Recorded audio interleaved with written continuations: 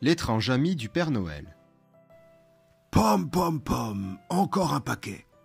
Tout est bien ficelé. Voyons. 1, 2...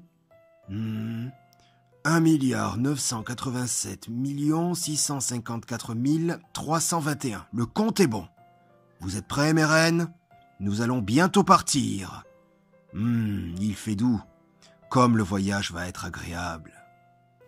Les étoiles complices scintillent, éclairant 8 rennes majestueux attelés à un traîneau débordant de cadeaux. Cette nuit de Noël s'annonce merveilleuse. Mais tout à coup, crac! L'imprévisible arrive. La botte du Père Noël écrase malencontreusement quelque chose. Oh, quel maladroit! Voyons, quel cadeau ai-je bien pu écraser?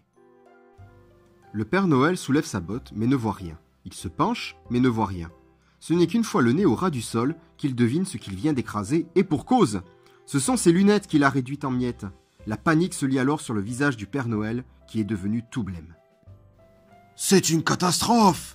Sans mes lunettes, je suis perdu! Je ne pourrai plus lire le prénom des enfants sur ma liste de cadeaux. Même la lune est devenue toute pâle. Le Père Noël a les oreilles qui fument, tant il fulmine contre sa maladresse. Comment faire? Se demande le Père Noël. À cette heure-ci, les opticiens sont fermés. Je dois absolument trouver quelqu'un pour m'aider à distribuer les cadeaux. J'ai une idée. Je vais appeler Saint-Nicolas.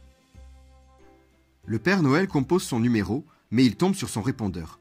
Saint-Nicolas est parti en vacances dès le 7 décembre. C'est embêtant. Mais bon, de toute façon, je n'ai plus le choix. Je vais appeler une vieille connaissance. Nous étions ensemble à l'école, mais après je l'ai perdu de vue. Comment s'appelait-il déjà? Le Père Tartare, non. Le Père Fêtard, non plus. Ah, ça y est, ça me revient maintenant. Le Père Fouettard. Ne perdons pas de temps. Allô? Père Fouettard? Le Père Noël à l'appareil. Bonsoir, j'ai un petit service à vous demander. Le Père Noël raconte alors sa mésaventure. « Mais Père Noël, rétorque le Père Fouettard, moi je ne m'occupe que des garnements et je leur cause bien des tourments. » Oh, Père Fouettard, essayez de faire un effort pour une fois. Les enfants sont toujours sages, vous le savez mieux que personne. Vous êtes au chômage.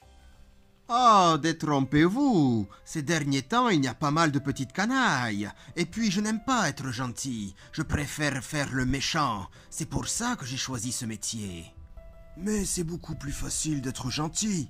Tenez, vous allez commencer par me faire plaisir en m'aidant. Ce sera votre première leçon de gentillesse. Alors écoutez, Père Noël, on va faire un marché. Je veux bien vous donner un petit coup de main, mais seulement si vous m'autorisez à croquer un ou deux vilains gamins.